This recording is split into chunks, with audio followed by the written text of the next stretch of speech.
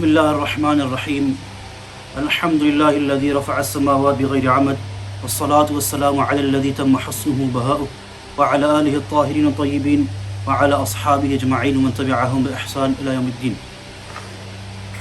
Respected listeners, Sunday the 10th of October is World Mental Health Day. Though today is the 1st of Rabi'ul Awwal, and the past couple of weeks we've discussed the tafsir of verse number 127, 128 and 129, and really it was befitting to mention the tafsir of 130 of Surah Baqarah, because the Quran mentions Rabbana wa ba'ath fihim rasulan minhum. The Quran talks about the dua of Ibrahim alayhi salam for the advent of Nabi sallallahu alayhi wa sallam, and bi'idhnillahi ta'ala in the coming weeks we will talk about the seerah of the Messenger sallallahu alayhi wa sallam. However, because Sunday is World Mental Health Day, as an Imam I felt it's important to address the issue of mental health, especially amongst Muslims. There's a hadith in Bukhari and a similar narration in Abu Dawud. There was a woman who was known to have a mental health illness, and she approaches the Messenger sallallahu alayhi wa alihi wasallam, and she says, Ya Rasulullah, I have something that I need addressed. And look at the response of the Messenger sallallahu alayhi wasallam. And I want you to compare this response of Nabi sallallahu alayhi wasallam with the response of many of us towards those who suffer from mental health illnesses. He alayhi salatu wasalam said, O woman, walk in any street in Medina and sit in any street in Medina, and I, Muhammad sallallahu alayhi wasallam, will sit with you, and I will not depart until your need is fulfilled. Why? وَمَا أَرْسَلْنَاكَ إِلَّا رَحْمَةً لِلْعَالَمِينَ. Because he sallallahu alayhi wasallam was a mercy for the entire mankind. You know, today, unfortunately, you're walking with a child in the market and you see someone who's known to have a mental health illness. What do? We cross the street. We grip firmly onto the hand of our child. You know, the subliminal message we are giving our child is there's something wrong with that person. That person needs to be avoided. And really, my friends, this indicates a lack of awareness of mental health illnesses. And research was carried out that 50% of youth in Britain face or have a mental health illness. And the Quran talks about this. وَلَنَبْلُوَنَّكُمْ. The Quran mentions that we are going to test you بِشَيْءٍ مِّنَ الْخَوْفِ, with anxiety. وَانْتَرْجُمَا. So the Quran, which is a relevant kitab to the day of Qiyamah, has addressed already mental health 1400 years ago. So the Quran tells us when people are tested with anxiety, with depression, with PTSD and other illnesses, these are tests from Allah subhanahu wa ta'ala. So number one, my friends, our deen teaches us not to look down on those who have mental health issues. I've just recently completed level 3 in counseling, and one of the things you learn is every person, so every single one of you sitting here has mental health. So either your mental health is good or your mental health is bad. And it fluctuates. So you could wake up one morning and have bad mental health. It's part of life. So the first thing is we need to be sympathetic towards those who have mental health issues. The second point, in our community, if somebody has a mental health issue, the majority of us downplay mental health. Oh no, it might be a sin you've committed, or just make dua, you'll be fine.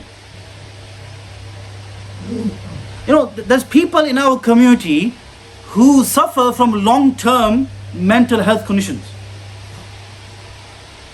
but we don't know how to deal with them. We just tell them, make dua. My friends, if a person comes to you with cancer, are you just going to say to him, make dua? Or are you going to advise him to seek treatment as well? Dunya is Darul Asbab, it's a place of means. Islam and the Sunnah has encouraged to seek treatment. So those who suffer from mental health issues, they should be encouraged not only to attach themselves to deen, exercise, family, which all help a person's mental health, but also seeking treatment as well. In our community, counseling is not such a big thing, but in the non-Muslim public, it is. So these are options that we need to encourage our public. There is nothing wrong with going for counseling. There is nothing wrong with going for psychotherapy. Nothing wrong. Rather, we encourage it. So if we are not an expert on mental health, let's not start passing on fatwa that just make dua, you'll be fine. Mental health is an illness just like cancer. Cancer, you seek treatment. Mental health, you should seek treatment as well. And I'm saying this on member. Third point. Imams in general are not trained to deal with mental health issues.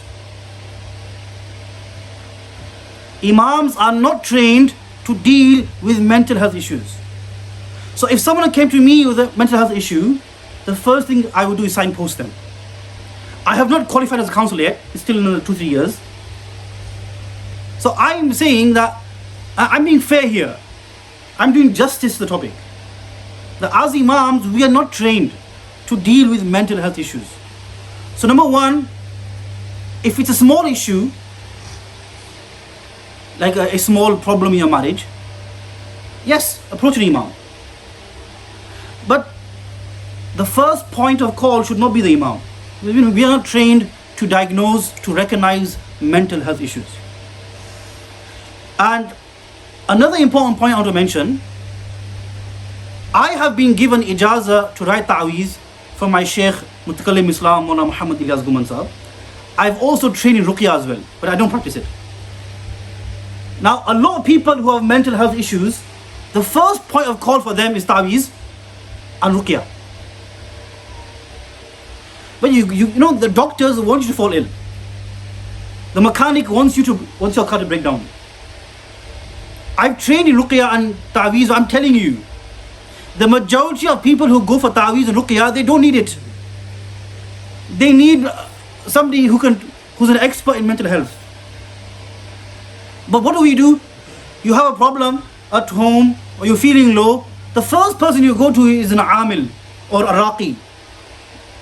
No, my friends. Very few people are able to work with sincerity in any profession. So there's a small amount of people who do ta'weez and ruqya. You go to them, your issue is mental health, but they'll diagnose you with sihr. How it works. For some people, a small minority, ruqya and ta'weez is the business. So I implore you, that if there is a mental health issue, go to the doctor. If you feel ashamed, then look for private counseling. It's all off the record. You may have to pay 40, 50 pound an hour. If your privacy is important to you, then maybe that's what you look at. But please, the first point of call is not an imam. The first point of call is experts in their field. And on this issue I finish, that recently I got a call at 11 at night. Now, I was finishing off my assignment, coming close to deadline, and someone said, Mustafa, I need to talk to you. So I thought maybe 2-3 minutes he's got a question. He spoke to me for half an hour. And at the end of the call, Mullah Jazakallah, I just needed someone to offload onto. My friends, imams are not there to offload onto. We have our own issues, we have our own problems, we have our own assignments, we have our own families. We are not trained to deal with the issues. If I say that, okay, in 2 years' time I'm qualified as a counsellor, I'm going to charge you 60 pounds for my time. My friends, no one's going to ring me. So let's not offload onto imams. It's not fair. Yes, for small issues we're here to help you. But if it's a mental health issue, we are not trained, please seek the proper treatment. وآخر دعوانا الحمد لله رب العالمين.